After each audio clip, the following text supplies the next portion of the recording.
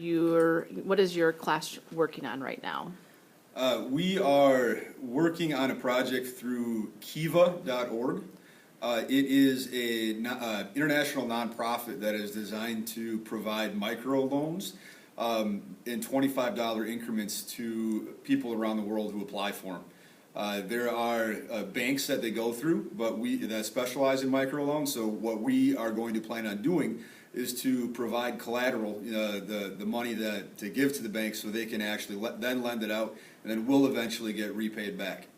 Can you describe some of the loans typically that you see on Kiva? Yeah, a lot of the loans are for day-to-day living.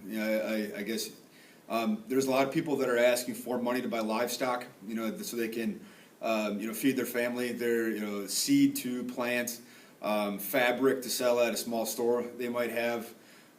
Really, I guess focusing on the necessities of what it takes to try and earn a living. And my understanding, it's a micro loan, so that they do, in fact, pay back what is borrowed. Yeah, it is a loan and not a donation. So the people that do apply are expected over the course of, I've seen the 6 months to 12 months, they are expected to pay back the loan. And if they don't, there's a fairly decent interest rate on it. So they are expected to pay this back as quick as they are able. Okay, so tell me a little bit how the kids are involved in this project, and what decisions they make, and the learning experiences that they're having.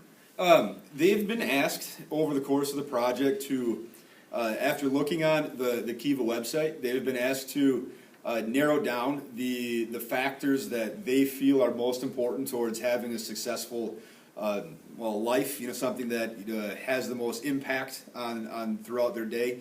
Like the kids, the ones that they picked the most were education, food and agriculture, health and medicine, I think were the big ones. And from there, we asked them to narrow down on Kiva what countries were exhibiting a need in those things. And they are now in the process of researching that country and then developing a further set of criteria they will use to actually decide who they're going to loan the money to. For example, there is one I saw in there of that was buying fabric for their shop. Is giving them money to buy the fabric, is that a one-time gift where once it's gone, or is it something like buying livestock or seed that you can continue to replant? So it's a gift that keeps on giving. So those are the further criteria that the students will be developing here in the next 2 weeks or so. And can you tell me how this project is integrating with the Minnesota standards that you are required to teach?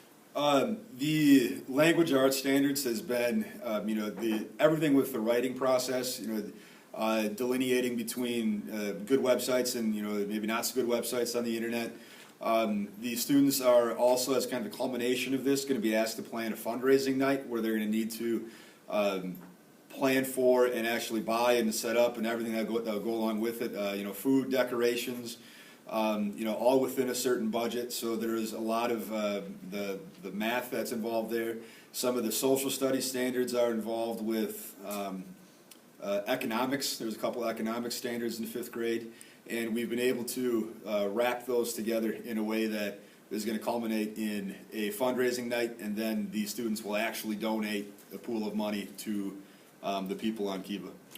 Tell me about the fundraising night. So you're having. So the fundraising night is essentially inviting community members to learn about the project. Is there anything else happening during that fundraising night? Yeah, the kids are going to be asked in that fundraising night. Like right now, we're starting to talk about advertising, where we're going to think about ways to advertise in the community. Right now, we're thinking school Facebook page as well as the Byron Review. So we'll put advertisements out there that'll be open to every single community member that chooses to come. It doesn't have to be affiliated with the school in any way.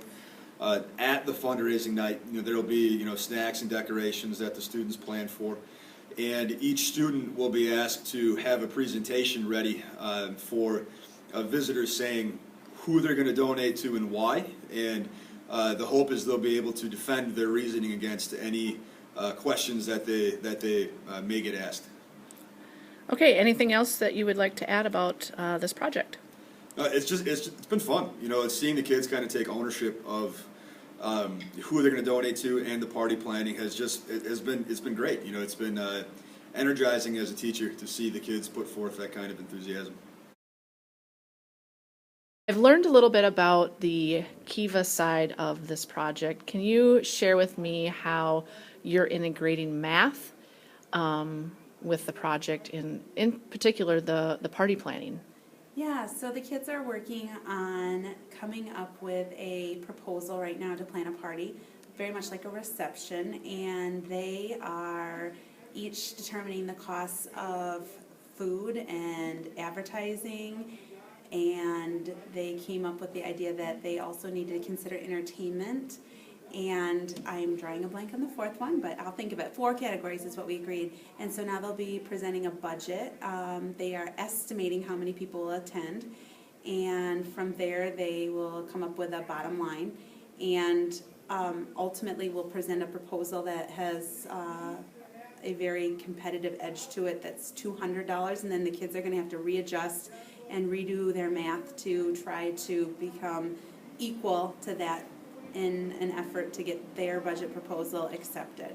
So each group has a catering company that will present the budget to us, and they'll be creating pie graphs, and from there Mr. Weyers and I pick one that seems to meet the needs of the whole Kiva fundraising night, and that's when we move forward with. So the kids actually then who had the winning proposal or the winning bid will get to pick out the decorations and plan the food and entertainment for the evening, as well as we have the advertising cost. Can you share at all, kind of the students'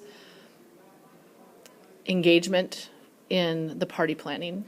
Yeah, so all kids typically have had experience with parties, whether it's a birthday party or having some other type of party, a wedding perhaps. So they all have really great ideas, and they can contribute equally, and they're excited because parties are fun. And so they are very detail-oriented, giving ideas. They've searched online for a lot of the things that they need. So given a few websites, they found decorations that they like and they think are fun. And it's been great to see the process of, well, we should have an inflatable. We want an inflatable in ours. And then hearing other kids say, wait, that costs a lot of money, and does it help with the idea of Kiva, and what do we really want, and what do we need? And so that's been awesome to have them stop and reconsider, and not just what they think sounds fun, but really what the customer thinks is best. And so right now, their budget is, they're kind of determining their own budget and cost factors into that budget, but then you are going to give them the realistic budget, Right. and then they'll have to adjust all of the things that they want based on that. Yes, that's true. It's part of the fun and the math, because they're going to come up with the percentages, and then they're going to have to recalculate that and then go back out and do a little more research and determine, the priorities. What do we have to have? What would be nice to have? What could we borrow? What could we make? And part of the whole learning experience came in when Jen Walsh came in to talk to all of our students about budgets and how the school budget works, and how we would love to have certain things for every student, but we also have to have a way to get the kids to school, and we have to have other things. And so just thinking about prioritizing. And so they were able to take that to their party and really say, okay, these things we have to have, these things would be nice to have, this just isn't realistic. And we've seen that in the groups, and that's been fun.